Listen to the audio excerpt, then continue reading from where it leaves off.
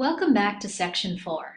In this section, we will be discussing how to maximize accessibility to the curriculum.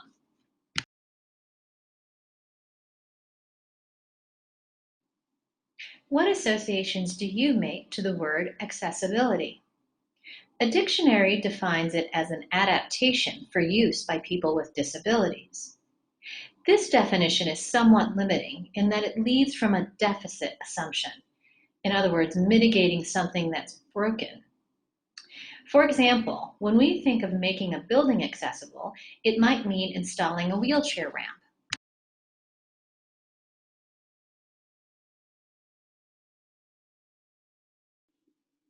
The Universal Design for Learning framework is used in focus.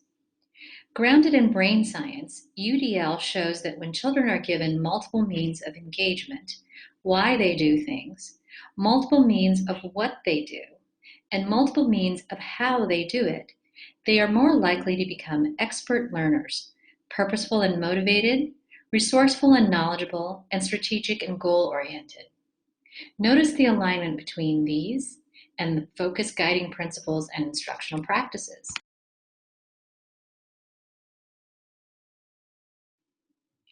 In order to provide multiple access points, we need information about kids and their learning.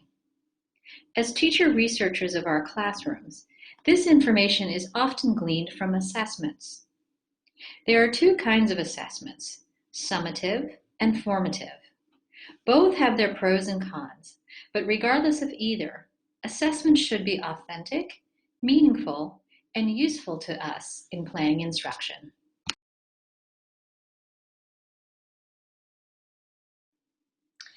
Many of our classrooms are mixed age, but all of our classrooms are mixed ability. I personally have been asked many times to write a 3-year-old curriculum, which I could do, but for a mixed age classroom, that would be highly impractical to implement. And it also leads from a faulty premise that because they are younger, 3-year-olds need a more simplified curriculum. Think about how many times we refer to children as an old 3 or a young 5. What do we mean by that? So it's not a child's chronological age that dictates their ability, but where they are in their developmental stage. In focus, we consider a child's ability in relationship to an activity or a task, and that is where formative assessment is particularly useful.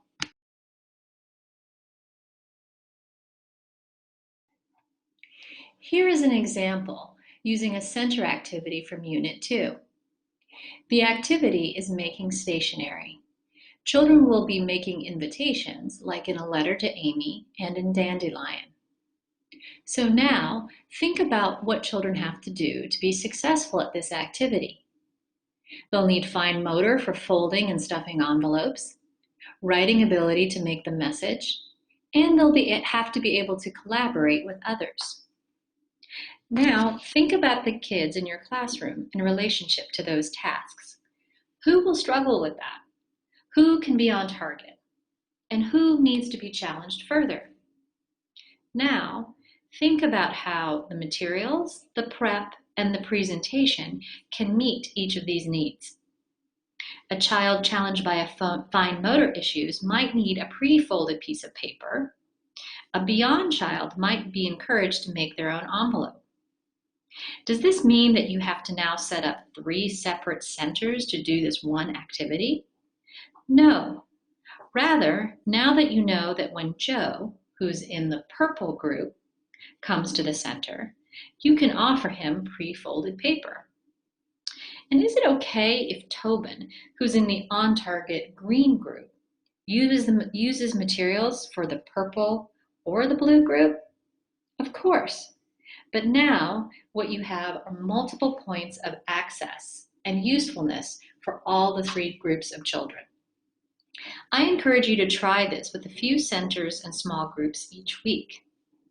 What's important isn't that you end up with stacks and stacks of these grids, but more that you begin to build the muscle memory to be able to do this kind of planning automatically.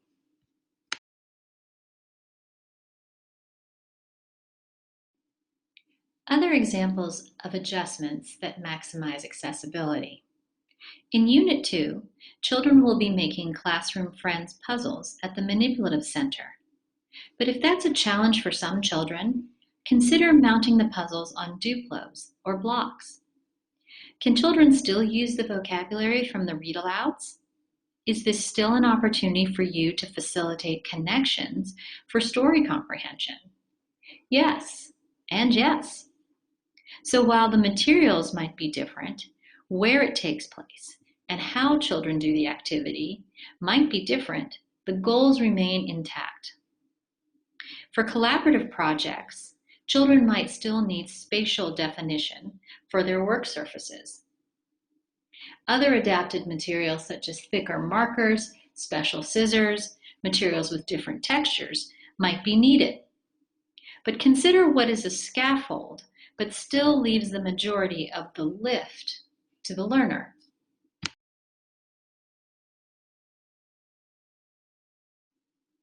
The different texts, such as the ones used for read-alouds, can be made accessible using communication icons.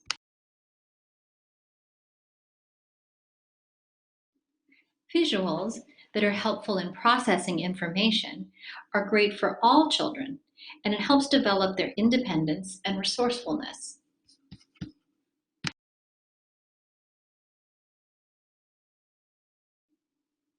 I've often heard, my kids are nonverbal, and thinking and feedback is so discussion-oriented. I don't think that they can participate in this. Well, think about the goal of thinking and feedback. It's not discussion alone. It's having children reflect on their work and get feedback from their peers. Can they still do this with communication boards and visuals? Yes. So now, thinking and feedback can be accessible and useful for all children.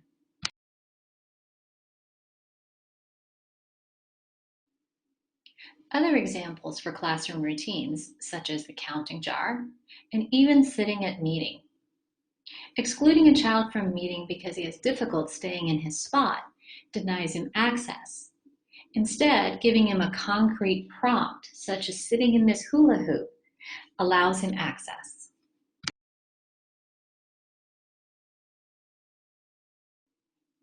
Here are some examples of adjusting materials and preparation to make Swipple more accessible.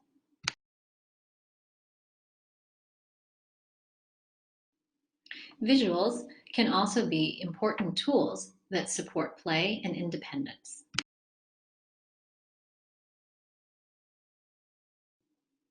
They can also help support communication and collaboration skills. And self-regulation and independence at centers.